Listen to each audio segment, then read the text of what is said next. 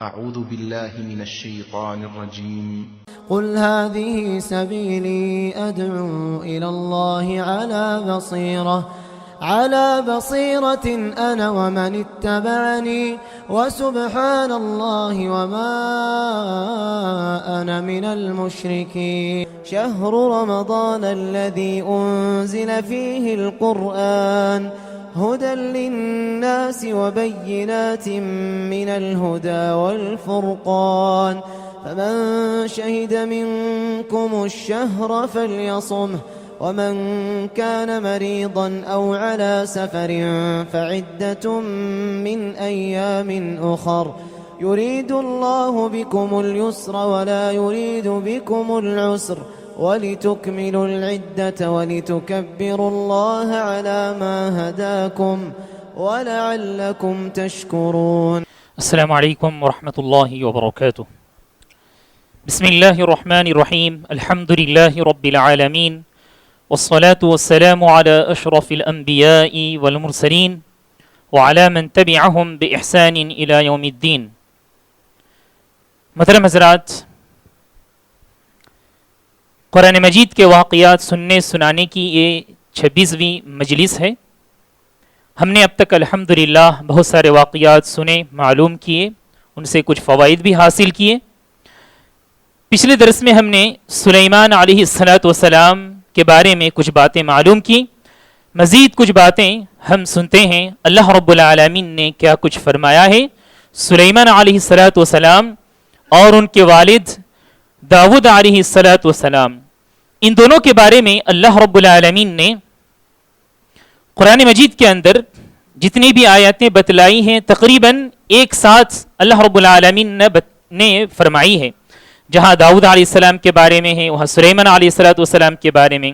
تو آئیے ہم معلوم کرتے ہیں دونوں کے سلسلے میں اللہ رب العالمین نے کیا کچھ فرمایا ہے۔ اس سے پہلے ہم نے معلوم کیا سلیمان علیہ السلام کے سلسلے میں کہ اللہ رب العالمین نے انہیں جانوروں کی زبان سمجھنے کی طاقت دی تھی۔ اللہ رب العالمین نے انہیں جنات پر حکمرانی کرنے کی توفیق دی تھی، اور بھی کچھ واقعات ہیں، ہم آئیے سنتے ہیں۔ سورہ صاد کے اندر اللہ رب العالمین نے داؤد علیہ السلام اور سلیمان علیہ السلام ان کے بارے میں کچھ باتیں بتلائی ہیں۔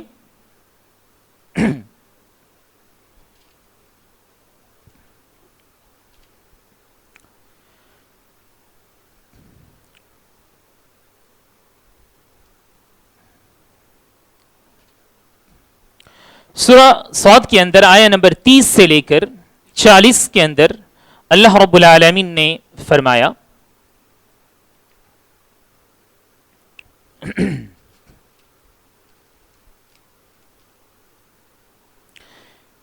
وَوَهَبْنَا لِدَاوُودَ سُلَيْمَانَ نِعْمَ الْعَبْدُ إِنَّهُ أَوَّابٌ، اور ہم نے داؤد کو سلیمان عطا کیا، یعنی اللہ رب العالمین نے فرمایا کہ ہم نے داؤد علیہ السلام کو سلیمان علیہ السلام جو ایک اولاد بچے کی شکل میں ہم نے سلیمان عطا کیے داؤد کو۔ نعم العبد انہ اواب، سلیمان علیہ السلام کے بارے میں فرمایا کیا ہی بہترین بندہ تھا، کیا ہی بہت اچھا بندہ تھا۔ انہ اواب، اللہ رب العالمین کی طرف زیادہ رجوع کرنے والا، یعنی اللہ رب العالمین کی طرف ہمیشہ مائل ہونے والا انسان اس کو اواب کہتے ہیں، عبادت بندگی پرہیزگاری میں۔ ان کے بارے میں اللہ رب العالمین نے ایک واقعہ فرمایا ہے۔ اذ عرض علیہ بالعشی الصافنات الجیاد فقال انی احببت حب الخیر عن ذکر ربی حتی توارت بالحجاب ردوها علی فطفق مسحا بالسوق والاعناق۔ سلیمان علیہ السلام کے بارے میں یہاں ایک واقعہ ہے۔ سلیمان علیہ السلام کے پاس کچھ گھوڑے تھے، جہاد کے میدان میں انہیں تیار کرنا رہتا تھا، ساتھ ہی ساتھ ان کی کچھ بیویاں تھیں، تقریباً 70 سے لے کر 90 تک ان کی بیویوں کی تعداد بتائی جاتی ہے سلیمان علیہ السلام کی۔ سلیمان علیہ السلام نے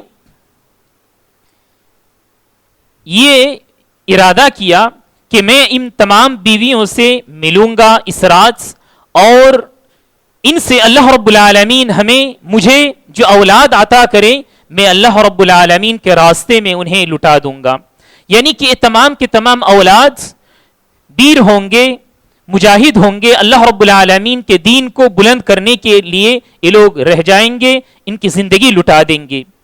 ہوا یہ کہ سلیمان علیہ السلام نے انشاءاللہ نہیں کہا تھا. اللہ رب العالمین کو سلیمان علیہ السلام کی یہ بات پسند نہیں آئی. سلیمان علیہ السلام کی یہ بات پسند نہیں آئی، انہوں نے انشاءاللہ نہیں کہا تھا. صرف اور صرف ایک بیوی سے اولاد انہیں ملی، وہ بھی ناقص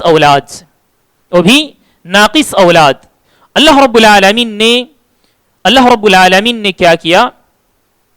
اس اولاد کو ان کے کرسی پر ڈال دیا. یہ آزمائش تھی. جی ہاں، ایک واقعہ ہے. دوسرا ایک واقعہ یہ بھی تھا، یہ جو گھوڑے کا واقعہ یہ تھوڑا الگ ہے. فتنے کا واقعہ وہ تھا جو کہ میں نے آپ کے سامنے فرمایا کہ سلیمان علیہ السلام نے انشاءاللہ نہیں کہا تھا اور یہ واقعہ پیش آئے. گھوڑے کا جو واقعہ ہے وہ تھوڑا الگ ہے. گھوڑے کا یہ واقعہ ہے کہ سلیمان علیہ السلام ان گھوڑوں کی دیکھ بھال میں وقت اس طرح سے گزارنے لگے کہ اللہ رب العالمین کے ذکر سے غافل ہو گئے. عصر کا وقت تھا، عصر کے بعد ایسا ہوا کہ سورج غروب ہو گیا، لیکن سلیمان علیہ السلام اللہ رب العالمین کے ذکر سے غافل رہے. یہ واقعہ ہے جو واقعہ میں نے آپ کے سامنے کہا، اس کے بعد کا واقعہ تھا. اب جو آیتیں میں نے پڑھی آپ کے سامنے یہ واقعہ ہے. سلیمان علیہ السلام اللہ رب العالمین کی عبادت سے غافل رہے. سورج غروب ہو گیا. اب سلیمان علیہ السلام کو غصہ آیا. انہوں نے کیا کیا؟ ان تمام گھوڑوں کو ذبح کر دیا. ان تمام گھوڑوں کو انہوں نے ذبح کر دیا غصے سے کہ ان کی وجہ سے مجھے عبادت میں خلل پیدا ہوئی. یہ ایک واقعہ ہے. تو اس سے پتہ چلتا ہے کہ آدمی کو جو ہے عبادت بندگی میں مصروف رہنی چاہیے. دنیاوی امور میں، دنیاوی کاموں میں اتنا نہ کھونا چاہیے کہ اللہ رب العالمین کی عبادت سے آدمی غافل ہو جائے. یہ سلیمان علیہ السلام کے سلسلے میں دو واقعہ یعنی سورہ صاد کے اندر اللہ رب العالمین نے فرمایا ہے. اللہ تعالیٰ نے فرمایا کہ قال رب اغفر لی وہب لی ملکا لا ينبغی لأحد من بعدی انک انت الوہاب. سلیمان علیہ السلام کو اللہ رب العالمین نے جو سلطنت دی تھی، جو بادشاہت دی تھی، انہوں نے اللہ رب العالمین سے دعائیں مانگی کہ پروردگارا تو نے مجھے جو بادشاہت دی ہے، جو ملکیت دی ہے، یہ سلطنت کسی اور کو نہیں دینا. اللہ رب العالمین نے سلیمان علیہ السلام کو جانوروں کی زبان سمجھنے، جنات پر حکمرانی کرنے، انسانوں کے ساتھ ساتھ مختلف چیزوں پر حکمرانی کرنے کی طاقت دی تھی. سلیمان علیہ السلام نے دعا مانگی کہ پروردگارا اس طرح کی حکومت اور اس طرح کا اختیار کسی اور کو نہ دے. اللہ رب العالمین نے سلیمان علیہ السلام کی اس دعا کو قبول کر لیا. اللہ تعالیٰ نے فرمایا فَسَخَّرْنَا لَهُ الرِّيحَ تَجْرِي بِأَمْرِهِ رُخَاءً حَيْثُ أَصَابَ. سلیمان علیہ السلام کے لیے اللہ رب العالمین نے ہوا کو مسخر کر دیا تھا. ہوا کو مسخر کس طرح سے کر دیا تھا؟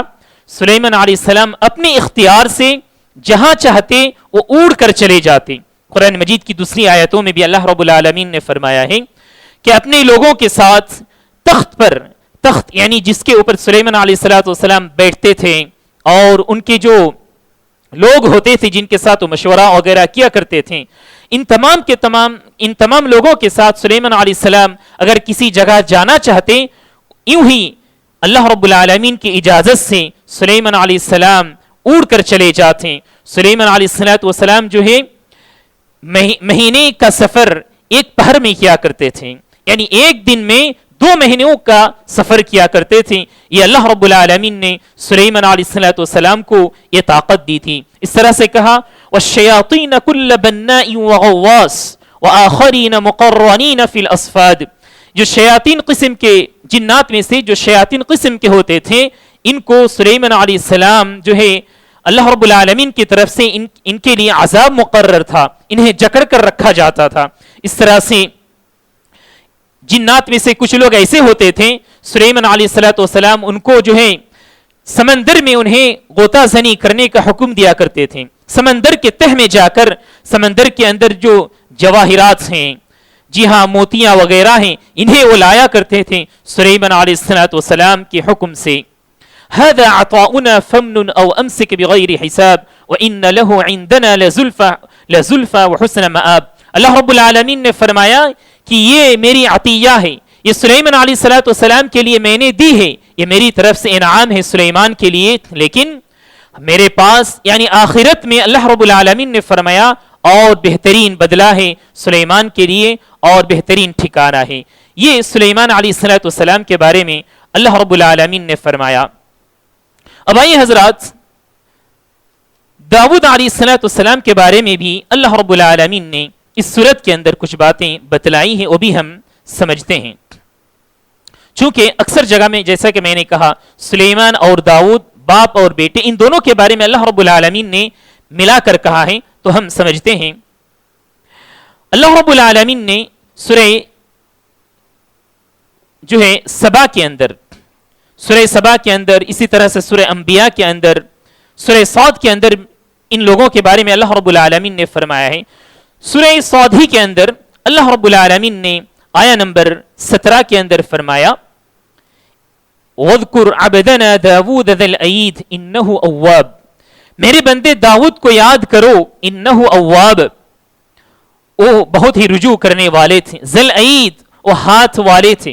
ید کہتے ہیں ہاتھ کو، لیکن یہاں ہاتھ سے مراد طاقت ہے، بہت ہی طاقتور تھے. یعنی اللہ رب العالمین نے انہیں بھی طاقت دی تھی. کس طرح کی طاقت اللہ رب العالمین نے انہیں دی تھی ہم دیکھتے ہیں. اِنَّا سَخَّرْنَا الْجِبَالَ مَعَهُ يُسَبِّحْنَ بِالْعَشِيِّ وَالْإِشْرَاقِ. کہا کہ ہم نے پہاڑ کو داؤد کے لیے مسخر کر دیا تھا. مَعَهُ يُسَبِّحْنَ بِالْعَشِيِّ وَالْإِشْرَاقِ. صبح و شام پہاڑ تسبیح گنا کرتے تھے. سلیمان علیہ السلام کو اللہ رب العالمین نے زبور عطا کیا تھا. دوسری آیت میں اللہ تعالیٰ نے فرمایا ہے کہ ہم نے داؤد کو زبور دیا ہے. وَآتَيْنَا دَاوُودَ الزَّبُورَ. ہم نے داؤد کو زبور دیا ہے. تو زبور بہت ہی سریلی انداز میں، بہت ہی جو ہے میٹھی آواز سے پڑھا کرتے تھے. ان کے ساتھ ساتھ پہاڑ بھی جھوم جاتے تھے. یہاں تک کہ پرندے رہتے تھے، پرندے بھی تسبیح گنا کرتے تھے. وَالطَّيْرَ مَحْشُورًا. پرندے جماعت کی شکل میں جھنڈ در جھنڈ پرندے داؤد علیہ السلام کے ساتھ تسبیح بیان کرتے تھے. کُلٌّ لَهُ أَوَّابٌ. اس کے بعد کہا وَشَدَدْنَا مُلْكَهُ وَآتَيْنَاهُ الْحِكْمَةَ وَفَصْلَ الْخِطَابِ. اس طرح سے اللہ رب العالمین نے بادشاہت دی تھی، حکمت دی، اللہ رب العالمین نے انہیں دی تھی، علم دیا تھا اور فیصلہ کرنے کا اللہ رب العالمین نے بہترین ملکہ دیا تھا. فیصلہ کرنے کی ان کے پاس اچھی صلاحیت تھی. اس طرح سے اللہ رب العالمین نے سورہ صاد کے اندر ایک فیصلے کے بارے میں اللہ رب العالمین نے فرمایا ہے وَهَلْ أَتَاكَ نَبَأُ الْخَصْمِ إِذْ تَسَوَّرُوا الْمِحْرَابَ. کہ آپ کو داؤد علیہ السلام کے پاس جو لوگ آئے تھے اپنی بچار اور فیصلہ کرنے کے لیے، کیا اس کے بارے میں کچھ پتا ہے؟ اِذْ تَسَوَّرُوا الْمِحْرَابَ. داؤد علیہ السلام کے پاس جانے کے لیے جو ہے جیسا کہ ہم جانتے ہیں کسی دربار میں جانا ہو تو ان کے جو گارڈ ہوتے ہیں، جی ہاں دربار ہوتے ہیں یعنی دروان ہوتے ہیں، ان سے گزر کر جانا پڑتا ہے. داؤد علیہ السلام اپنے روم میں تھے، اپنی جگہ موجود تھے. ہوا یہ کہ دو لوگ داؤد علیہ السلام کے پاس حاضر ہو گئے. ان دونوں کے درمیان کچھ اختلاف ہو گیا تھا. اذ دخلوا على داود ففزع منهم.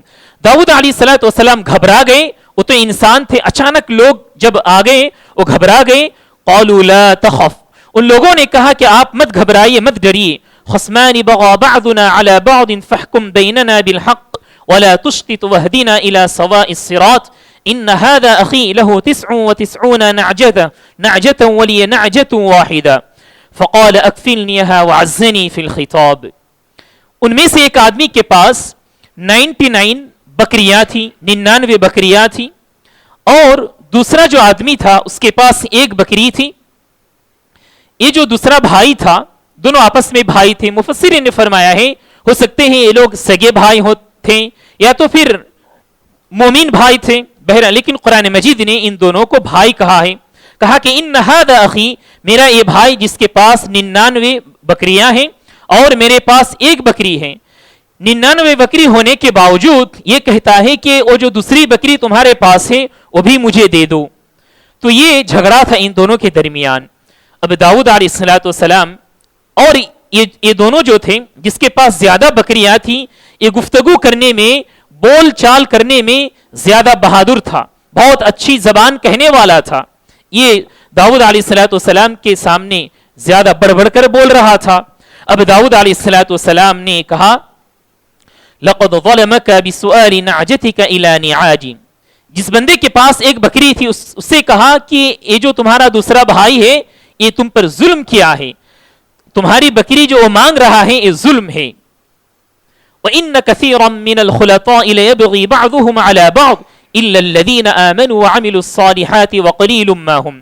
اس میں کہا کہ بہت سے لوگ ایسے ہوتے ہیں جو شریک ہوتے ہیں، پارٹنرز ہوتے ہیں، تو ہوتا یہ ہے کہ اپنا مال دوسرے کے ساتھ ملا دیتے ہیں ظلم کرتے ہوئے، لیکن ایسا وہ لوگ نہیں کرتے جو ایمان رکھتے ہیں، نیک عمل کرتے ہیں. وَقَلِيلٌ مِّنْهُمْ، اور ایسے لوگ بہت ہی کم ہوتے ہیں. تو اسے پتہ چلتا ہے کہ پارٹنرشپ کا جب کوئی معاملہ ہو تو اس میں ہمیں جو ہے فیصلہ اس طرح سے کرنا چاہیے کہ انصاف کے ساتھ ہو، کسی کے ساتھ ظلم نہ ہو جائے. اکثر دیکھا جاتا ہے یعنی ایسے معاملے میں جب پارٹنرشپ کی کوئی بزنس ہو یا کچھ اور چیز ہو اس میں ایک دوسرے پر ظلم و زیادتی ہوتا ہے، تو ایسا نہیں ہونا چاہیے. مومن کا شیوا ایسا نہیں ہوتا ہے، نیک آدمی کا شیوا ایسا نہیں ہوتا ہے. وظن داود انما فتناه فاستغفر ربه وخر راكعا واناب. اب داود علیہ الصلوۃ والسلام کو اللہ رب العالمین نے آزمایا تھا، اس لیے انہوں نے استغفار کیا اور اللہ رب العالمین کے سامنے وہ رکوع میں پڑ گئے، سجدے میں پڑ گئے. یہ جو فتنہ تھا داؤد علیہ الصلوۃ والسلام کے لیے، مفسرین نے کہا کہ اس فتنے کے بارے میں قرآن مجید کے اندر اور نہ کہ حدیث کے اندر کوئی وضاحت ہے. یہ کون سا فتنہ تھا؟ کچھ لوگوں نے یہ کہا مفسرین میں سے کہ یہ دونوں جب آئے تھے فیصلہ سننا چاہ رہے تھے تو داؤد علیہ الصلوۃ والسلام جلد بازی کیے تھے اور غلطی کیے تھے پہلی دفعہ میں. تو اس غلطی پر داؤد علیہ الصلوۃ والسلام نے اللہ رب العالمین سے جو ہے معافی مانگی اور سجدہ کیا، رکوع کیا. تو اس سے پتہ چلتا ہے کہ جب بندے کو کوئی غلطی کا احساس ہو جائے تو فوراً آدمی کو چاہیے کہ اللہ رب العالمین سے دعائیں مانگے اور اللہ رب العالمین سے مغفرت مانگے. اس کے بعد کہا وَإِنَّ لَهُ عِندَنَا لَزُلْفَى وَحُسْنَ مَآبٍ يَا دَاوُودُ إِنَّا جَعَلْنَاكَ خَلِيفَةً فِي الْأَرْضِ فَاحْكُمْ بَيْنَ النَّاسِ بِالْحَقِّ وَلَا تَتَّبِعِ الْهَوَى فَيُضِلَّكَ عَنْ سَبِيلِ اللَّهِ. اس طرح سے داؤد علیہ الصلوۃ والسلام کو اللہ رب العالمین نے جو ہے یہ دانائی دی تھی، فیصلہ کرنے کا جو ہے اختیار دیا تھا، صلاحیت دی تھی. آئیے حضرات کچھ اور بھی ان دونوں کے بارے میں کچھ باتیں ہیں دوسری صورتوں کے اندر. سورہ انبیاء کے اندر بھی اللہ رب العالمین نے جہاں بہت سارے انبیاء علیہ الصلوۃ والسلام کے بارے میں اللہ رب العالمین نے فرمایا ہے، ٹھیک اسی طرح سے داؤد علیہ الصلوۃ والسلام کے بارے میں بھی فرمایا ہے. ایک یہاں رک کر میں جو انشاءاللہ کے بارے میں سلیمان علیہ الصلوۃ والسلام کا جو واقعہ تھا میں آپ کو بس 1-2 منٹ انشاءاللہ کے سلسلے میں کچھ باتیں بتلا دوں.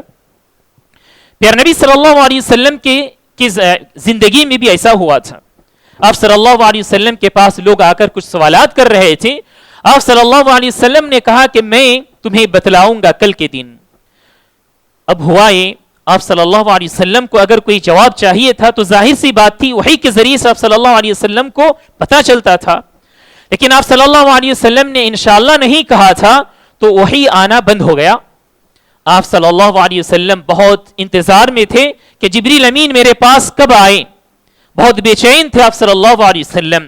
ایک لمبی مدت کے بعد پھر جبریل امین آئے. تو ایک واقعہ ہے. تو اللہ رب العالمین نے سورہ کہف کے اندر فرمایا ہے، اس سورہ کہف کے اندر اشارہ ہے وَلَا تَقُولَنَّ لِشَيْءٍ إِنِّي فَاعِلٌ ذَلِكَ غَدًا. تم کسی چیز کے بارے میں یہ نہ کہو کہ میں کل کے دن کہوں گا. وَلَا تَقُولَنَّ لِشَيْءٍ، تو اس میں کہا گیا کہ إِلَّا مَا شَاءَ اللَّهُ، لیکن انشاءاللہ کہنا چاہیے. تو اس سے پتہ چلتا ہے کہ ہم اپنی زندگی میں جب کوئی کام کرنا چاہیے مستقبل میں تو ہمیں انشاءاللہ کہنا چاہیے. انشاءاللہ کے اندر بڑا وزن ہے، بڑی طاقت ہے، اللہ رب العالمین کی طرف سے مدد ہوتی ہے. نبی کتنے قریب ہوتے ہیں، اس کے باوجود اللہ رب العالمین روک دیتا ہے اپنی مدد. تو ہمیں بھی چاہیے کہ ہم اپنی زندگی میں انشاءاللہ جو ہے جب مستقبل میں کوئی کام کرنے کا ارادہ ہو تو انشاءاللہ کہیں. انشاءاللہ کب کہا جاتا ہے؟ جب فیوچر میں کوئی کام کرنا ہو. چند لوگ جو ہے غلطی کرتے ہیں، اگر کوئی کام ہو گیا تو انشاءاللہ کہتے ہیں کہ میں نے ایسا کام کیا انشاءاللہ. انہیں معلوم نہیں ہوتا ہے کہ انشاءاللہ کہاں یوز کرنا ہے. انشاءاللہ مستقبل کے لیے یوز ہوتا ہے. اور ماضی میں کوئی کام ہوا، پاسٹ میں کوئی کام ہوا، اچھا کام ہوا، جی ہاں آپ کو خوشی ہو رہی ہے تو اس وقت الحمدللہ کہنا چاہیے. آپ اگر کسی آدمی کی زندگی میں کچھ نعمت دیکھ رہے ہیں، کوئی اچھی چیز دیکھ رہے ہیں، اس وقت انشاءاللہ نہیں کہنا چاہیے، اس وقت ماشاء اللہ بارک اللہ فیک یہ کہنا چاہیے. یہ جو کچھ کلمات ہیں، کچھ جملے ہیں، ان کو کس طرح استعمال کرنا چاہیے ہمیں معلوم کرنا چاہیے. انشاءاللہ، ماشاء اللہ، بارک اللہ، الحمدللہ، انہیں یوز کرنے کے کچھ اوقات ہوتے ہیں، کچھ سچویشنز ہوتے ہیں، وہ ہمیں معلوم کرنا چاہیے. اب آئیے حضرات داؤد علیہ السلام کے بارے میں کچھ مزید باتیں ہم معلوم کرتے ہیں.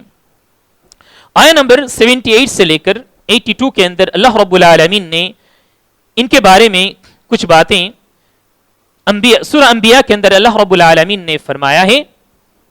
سورہ انبیاء جو جز نمبر 17 کے اندر اللہ رب العالمین نے ذکر کیا ہے.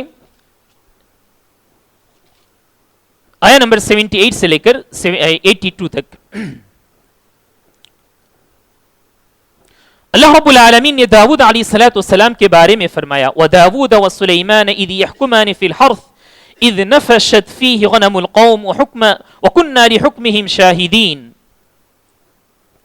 داؤد علیہ السلام کے بارے میں یہاں اللہ تعالیٰ نے ایک اور معاملے کے بارے میں فرمایا کہ داؤد اور سلیمان یہ باپ بیٹے دونوں ایک اور فیصلہ کر رہے تھے. اس کے بعد ہم آتے ہیں کیا کیا نعمتیں داؤد علیہ السلام کو اللہ تعالیٰ نے دی تھی. ہوا یہ تھا کہ اذ نفشت فیہ غنم القوم وکننا لحکمہم شاہدین. اللہ رب العالمین یہ فرماتا ہے کہ یہ باپ بیٹی جب دونوں فیصلہ کر رہے تھے، ہم دیکھ رہے تھے، ہم مشاہدہ کر رہے تھے. یہ قضیہ کیا تھا، معاملہ کیا تھا کہ ایک کھیت والا آدمی جو ہے ماشاءاللہ اس کی کھیتی بہت ہی چمک رہی تھی، فصل موجود تھا، جی ہاں تیار تھا. ہوا یہ کہ ایک بکری چرانے والا آدمی رات کے وقت بکریوں کو لے کر جا رہا تھا. تو اس آدمی کی بکریاں، چند بکریاں اس کھیت کے اندر داخل ہو گئیں. اور بکریاں کھیت کے اندر جب داخل ہو جائے تو کیا ہوتا ہے اس کا انجام؟ وہ اس کھیتی کو تباہ و برباد کر دیا ان بکریوں نے. تو ان دونوں کے درمیان اختلاف ہو گیا. اب یہ دونوں بندے داؤد علیہ السلام اور سلیمان علیہ السلام دونوں باپ بیٹے جو انبیاء تھے ان کے پاس آئے اور فیصلہ سننا چاہ رہے تھے. داؤد علیہ السلام پہلے فیصلہ پیش کیے. داؤد علیہ السلام نے فرمایا کہ یہ جو کھیت والا ہے اس کے حوالے بکریاں کر دی جائیں. یعنی بکریاں جو یعنی چرواہا تھا، چرانے والا تھا، اس سے بکریاں لے کر کھیت والے کو دے دیا جائے، اس لیے کہ اس کا کھیت جو ہے نقصان پہنچا ہے. یہ فیصلہ تھا. لیکن سلیمان علیہ السلام جو بیٹے تھے ان کو اختلاف ہو گیا، اپنے باپ کے فیصلے سے اختلاف ہو گیا. انہوں نے کہا کہ ایسا نہیں کرنا چاہیے، ایسا کرنا چاہیے کہ یہ جو کھیت والا ہے کھیت والے کو یہ بکریاں دے دی جائیں اور یہ جو بکریاں والا ہے اس کو کھیت دے دی جائے. جب کھیت کے اندر وہ فصل آ جائے جس طرح سے فصل پہلے تھا اس وقت تک یہ بکریاں اپنے پاس رکھیں. تو اس طرح سے یہ ہوگا کہ دونوں میں سے کسی کو نقصان نہیں ہوگا. پہلے فیصلے میں نقصان ہو رہا تھا بکری والے کو، بکری دینے کا حکم ہوا تھا. لیکن دوسرے فیصلے میں یہ ہوا کہ فصل والا بھی خوش ہو جائے گا اور بکری والا بھی خوش ہو جائے گا. کسی کو اپنے ہاتھ سے اپنا جو یعنی اپنی چیز ہے وہ کھونے کا ڈر نہیں تھا. تو اللہ رب العالمین نے فرمایا کہ میں مشاہدہ کر رہا تھا، میں دیکھ رہا تھا یہ دونوں جب فیصلہ کر رہے تھے. تو اللہ رب العالمین نے فرمایا، اللہ رب العالمین نے دونوں کی تعریف کی. وَكُنَّا لِحُكْمِهِمْ شَاهِدِينَ فَفَهَّمْنَاهَا سُلَيْمَانَ. میں نے سلیمان کو فہم دی ہے، میں نے سلیمان کو سوچ بچار کرنے کی طاقت دی ہے. وَكُلًّا آتَيْنَا حُكْمًا وَعِلْمًا, ہم نے ان دونوں میں سے ہر ایک کو علم دیا ہے, حکمت دی ہے. تو اس سے علماء اکرام نے فائدہ استنباط کیا ہے, فائدہ بتلایا ہے کہ جب علماء اکرام اجتہاد کرتے ہیں, اجتہاد ہم جانتے ہیں اجتہاد کس کو کہتے ہیں, کوئی معاملہ ہے, کوئی مسئلہ ہے, تو اس کی وضاحت نہ قرآن میں ہے اور نہ کہ حدیث میں. تو جو مفتی ہوتے ہیں, جو بڑے عالم ہوتے ہیں, وہ کیا کرتے ہیں, اس معاملے کو دیکھتے ہیں کہ کہیں قرآن مجید کے اندر اس طرح کی کوئی بات ہے یا نہیں, حدیث کے اندر اس طرح کی کوئی بات ہے یا نہیں, تو اس میں ریسرچ کرتے ہیں, غور و فکر کرتے ہیں, اس کے بعد کوئی حکم سناتے ہیں. اس کو اجتہاد کہتے ہیں. تو جو آدمی, جو عالم, کوئی مفتی اجتہاد کرتے ہیں, کبھی کبھار ایسا ہوتا ہے اس میں غلطی کر بیٹھتے ہیں, تو کبھی کبھار ایسا ہوتا ہے کہ اس میں جو ہے یعنی الحمدللہ اس میں اچھا جو فیصلہ ہوتا ہے حق کو پا جاتے ہیں. حدیث کے اندر یہ بتلایا گیا ہے جو مجتہد ہوتا ہے, مجتہد سے اگر غلطی ہو جائے فلہ اجر, تو اس کے لیے ایک اجر ملتا ہے. لیکن اگر مجتہد کو ثواب ہو جائے یعنی کہ ٹھیک ٹھاک وہ فیصلہ کرے تو فلہ اجران, تو اس کے لیے دگنا اجر ہوتا ہے. تو اسے پتہ چلتا ہے کہ اجتہاد کرنے میں اگر غلطی بھی ہو جائے تو اللہ رب العالمین اس آدمی کو اجر دیتا ہے. جیسا کہ داؤد علیہ السلام اپنے فیصلے میں کوتاہی کر رہے تھے, ایک آدمی کا نقصان ہو رہا تھا, لیکن سلیمان علیہ السلام کے فیصلے سے دونوں میں سے کسی کا نقصان نہیں ہو رہا تھا. اللہ رب العالمین نے دونوں کی تعریف کی, اللہ رب العالمین نے دونوں کے بارے میں اچھی بات بتلائی. اس کے بعد داؤد علیہ السلام کے بارے میں اللہ رب العالمین نے کچھ اور نعمتوں کے بارے میں فرمایا ہے. وَعَلَّمْنَاهُ صَنْعَةَ لَبُوسٍ لَكُمْ لِتُحْصِنَكُمْ مِنْ بَأْسِكُمْ, اللہ تعالیٰ نے داؤد علیہ السلام کو لباس تیار کرنے کی صلاحیت دی تھی. لوہے کا لباس تیار کرتے تھے داؤد علیہ السلام. زرہ جس کو کہا جاتا ہے, جنگ میں جو لباس استعمال کیا جاتا ہے, تو وہ لباس داؤد علیہ السلام تیار کرتے تھے. تو اس طرح سے اللہ رب العالمین نے داؤد علیہ السلام کے بارے میں دوسری جگہ یہ بھی فرمایا ہے کہ اللہ تعالیٰ نے داؤد علیہ السلام کے لیے یہ جو پہاڑ ہے, جی ہاں لوہے کو یعنی جو لوہا ہوتا ہے, لوہے کو داؤد علیہ السلام کے لیے اللہ رب العالمین نے بہت ہی موم کی طرح بنا دیا تھا. داؤد علیہ السلام اپنے ہاتھوں سے اس کو پگھلایا کرتے تھے. لوہے کو پگھلانے کے لیے کیا کرنا چاہیے, آگ میں ڈالنا چاہیے, لیکن اللہ تعالیٰ نے یہ طاقت دی تھی داؤد علیہ السلام کو, اپنے ہاتھوں سے لوہے کو پگھلایا کرتے تھے, لوہے کو جس طرح چاہتے تھے گھمایا کرتے تھے اور بہت سی چیزیں بنایا کرتے تھے. تو یہ داؤد علیہ السلام کے بارے میں اللہ تعالیٰ نے فرمایا. اس کے بعد حضرات ایک اور صورت ہے جس کے اندر اللہ رب العالمین نے سورہ سبا کے اندر بھی اللہ رب العالمین نے ان دونوں کے سلسلے میں کچھ باتیں بتلائی ہیں. آئیے وہ ہم سن کر انشاءاللہ آج کا درس ختم کرتے ہیں.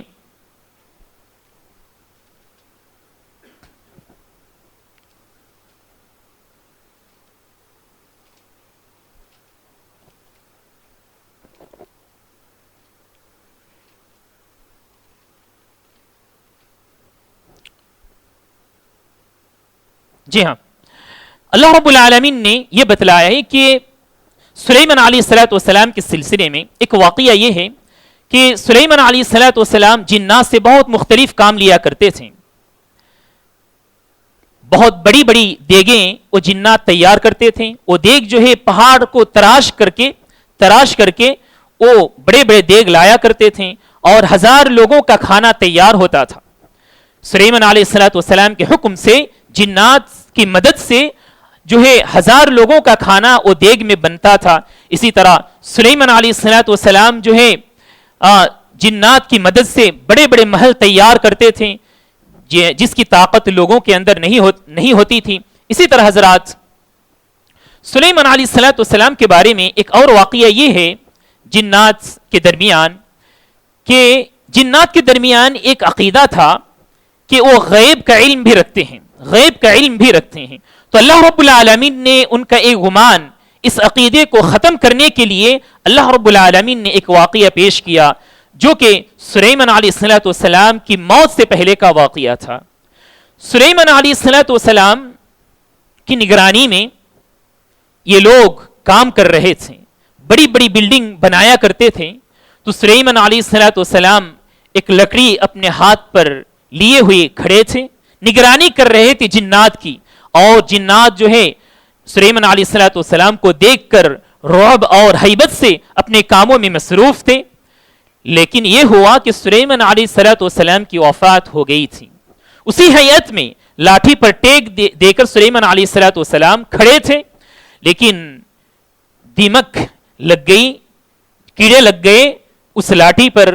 جب کیڑے لگ کر اس لاٹھی کو کھا گئے کیڑے، اور سلیمان علیہ السلام کا جسم جو ہے گر گیا.